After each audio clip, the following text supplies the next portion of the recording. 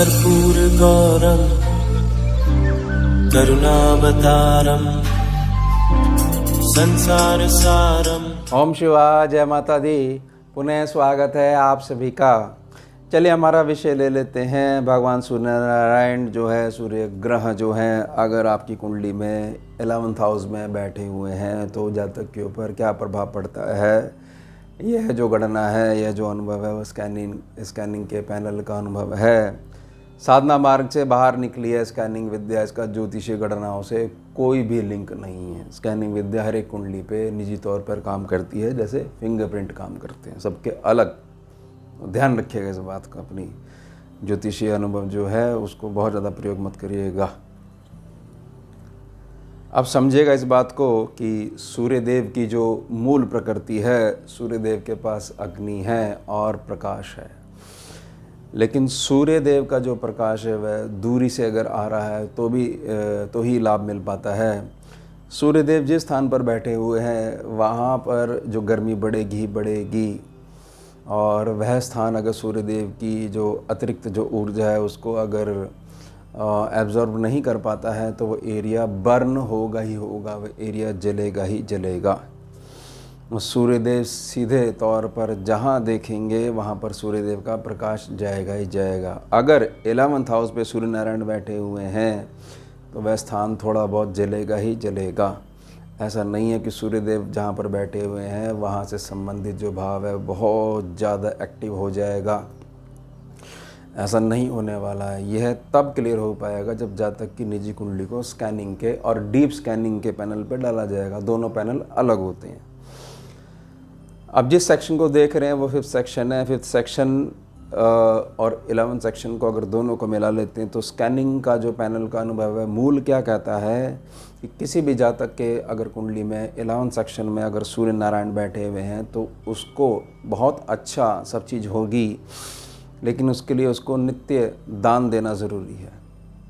मतलब सूर्य नारायण का आशीर्वाद प्राप्त करने के लिए केवल ये ध्यान रखते हैं हम केवल एक ग्रह की बात कर रहे हैं, तो नित्य दान देना ज़रूरी है। और जो भी जातक की जो संतान होगी वह जो संतान है उसकी ही ब्रांच में से बहुत पहले का कोई ना कोई पूर्वज ही आएगा पैदा होके। यानी जो उसकी संतान होगी वो उसके जितने पूर्वज जो अब शरीर से नहीं हैं वो ही वापस कुल में आकर जन्म लेंगे उसकी संतान के रूप में।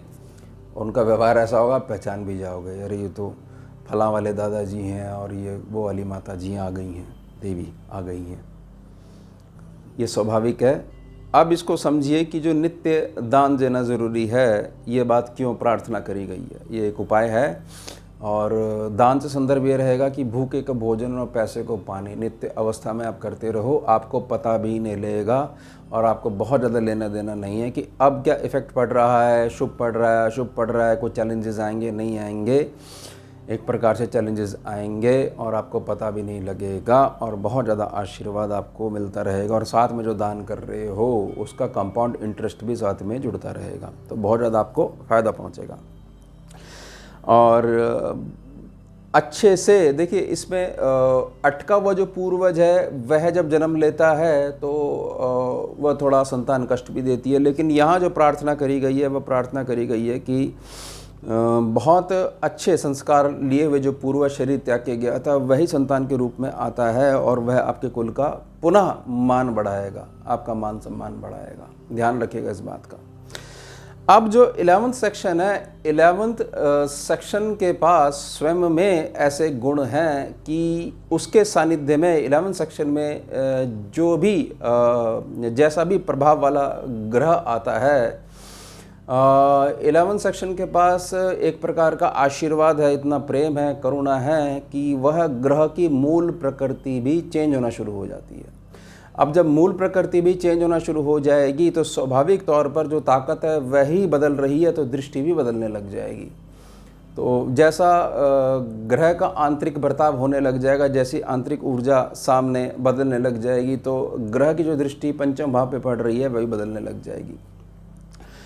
तो यहाँ पर जो बैलेंसिंग के लिए ये समझाया गया है कि नित्य अवस्था में आपको दान देना ही देना है। अगर आपके यहाँ पर आपकी लगन कुंडली में या आपके परिवार के किसी भी डायरेक्ट ब्लड रिलेटिव में, जो आपका प्रत्यक्ष परिवार है यानी धर्मपत्नी और आपकी संतान, केवल यही प्रत्यक्ष परिवार है, तो अगर ये 11 सेक्शन में सूर्य बैठे हुए हैं तो केवल एक ही ग्रह को मानक बनाते हुए ये प्रार्थना करी जाती है कि आप नित्य दान देना सीखो और यह आदत आप आगे सिखाओ। यह नहीं कि केवल और केवल जो है एक सदस्य की कुंडली में 11 सेक्शन में सूर्य बैठे हुए हैं तो केवल जो है उन्हीं को करना है, या वो बिल्कुल अभी तो 2 महीने का बच्चा है और जब बड़ा हो जाएगा तब देखेंगे। नहीं, इस बात को ध्यान रखिएगा। ये चीज़ आपने बना कर रखनी है, व्यवहार बना के रखना है। अब इसमें इस बात को बहुत अच्छे समझिएगा कि यह लाभ स्थान है, तो ऐसा बिल्कुल भी नहीं होगा कि 2 शक्तियों का आपस में टकराव नहीं होगा। यानी सूर्यदेव की जो जलाने वाली प्रकृति है और जो बहुत बड़ा बेस 11 सेक्शन के पास होता है, जो प्राकृतिक रूप से उसको आशीर्वाद मिला हुआ है 11 सेक्शन को, तो वो दोनों आपस में टकराएंगे नहीं। लेकिन अगर आप दान का मार्ग पकड़ लेते हो तो जो आपके सूर्य भगवान जो यहाँ बैठे हुए हैं वह केवल और केवल जितना उनको मदद देनी चाहिए 11 सेक्शन को, या वो 11 सेक्शन जो है जहाँ पर वो राशि आती है या कोई भी ग्रह वहाँ बैठ रहा है या और भी जो प्लैनेट्स हैं वो दूसरी जगह बैठकर 11 सेक्शन को देख रहे हैं किसी भी प्रकार से, तो सूर्य यानी कि मुख्य प्रकाश देने वाला ग्रह जो पूरी कुंडली को ताकत प्रदान करता है आत्मिक रूप में, वह बहुत ज़्यादा मजबूत हो जाएगा। जब बहुत ज़्यादा मजबूत हो जाएगा तो आपकी बॉडी जो है, बड़े ध्यान से समझिएगा क्योंकि स्कैनिंग के पैनल के अनुभव में आपकी बॉडी जो है स्पेस में से फिल्टर करके केवल और केवल प्रॉफिट वाली एनर्जी ही गेन करने लग जाएगी। लेकिन उसके लिए आपको क्या करना पड़ेगा? एनर्जी के बैलेंस के लिए कि नित्य दान देना पड़ेगा।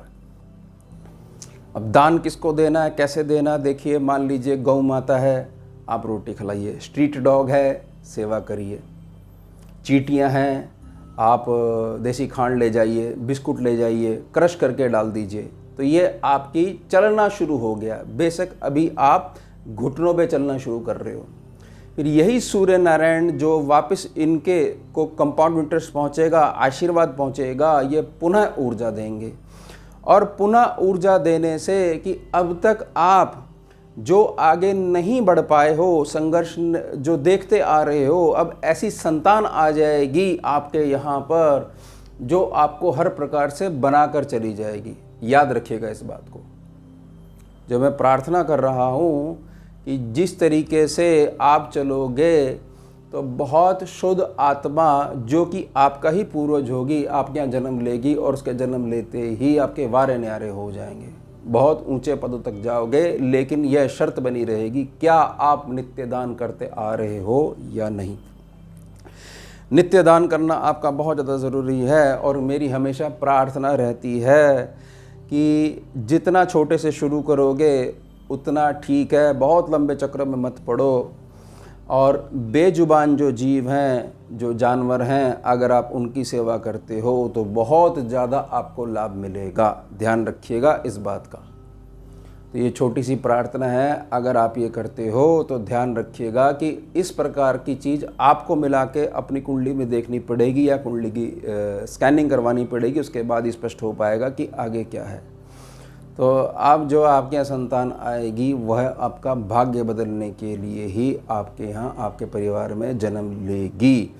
इस चीज़ को किसी भी रूप में बदला नहीं जा सकता है। आप जो मर्जी कर लीजिए। जैसे ही आपने दान करना शुरू करा और जैसे ही वो पुण्य का जो घड़ा है वह भरने लग गया और जो छलक छलक के अमृत बाहर बहने लग गया, तो उसके आशीर्वाद से ऐसी संतान आएगी जो अभी तक आपने अपने जीवन में सोचा नहीं है, इसकी कल्पना भी नहीं कर सकते, कि कल्पना भी इतनी बड़ी नहीं कर सकते। उसके भी आगे वह संतान जैसे जन्म लेगी, जैसी माता के गर्भ से जैसी बाहर आएगी, उस दिन से, उसी क्षण से आपकी सारी चीज़ें बदलनी शुरू हो जाएंगी।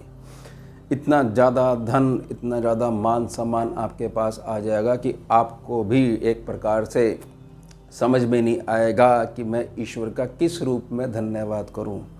तो धन्यवाद के लिए मैंने प्रार्थना करी कि ये याद रखिएगा कि एक इसमें शर्त लागू है कि क्या आप नित्य दान करते आ रहे हो या नहीं। ऐसा नहीं होना चाहिए आपने थोड़ा लाभ लिया, आज कर लेंगे, कल कर लेंगे, कल थोड़ा सा काम था ना, ये मत करिएगा। ध्यान रखिएगा, फिर किसी और की ड्यूटी लगा के जाइएगा। हर अवस्था में जैसे आपको खाना मिलता है, कुछ भी कैसे भी करके खाते हो, घर से बाहर हो, बाहर कुछ खाते हो, लेट नाइट हो गया तो कुछ ना कुछ उधर में डालते ही हो, चाहे फास्ट फूड डाल लो, चाहे पैकेट के फ्रोज़न वाले डाल लो, सैंडविच खा लो, कुछ ना कुछ खाते ही हो। तो उसी प्रकार से जब आप खा रहे हो तो ये व्यवस्था चलती रहनी चाहिए। ध्यान रखिएगा कि यहाँ पर जो आने वाला है वह आपकी किस्मत पलटने वाला है, और वह किस रूप में आ पाता है यह आपके हाथ में है। अगर 11th सेक्शन में सूर्यदेव बैठे हुए हैं, ये केवल निजी गणना है। किसकी निजी गणना है? स्कैनिंग के पैनल का जो है अनुभव है, डीप स्कैनिंग के पैनल का जो अनुभव है, किसी भी प्रकार से इसको काटा नहीं जा सकता है। तो ये हो गया हमारा विषय, भगवान सूर्य नारायण 11th हाउस में अगर बैठते हैं तो जातक के ऊपर क्या प्रभाव पड़ता है। अब मिलते हैं आपसे अगले भाग में नए विषय के साथ। जुड़िए और जोड़िए। ओम शिवा, जय माता। सारम भुजगेन्द्रहारम कर्पूर गौरम करुणावतारम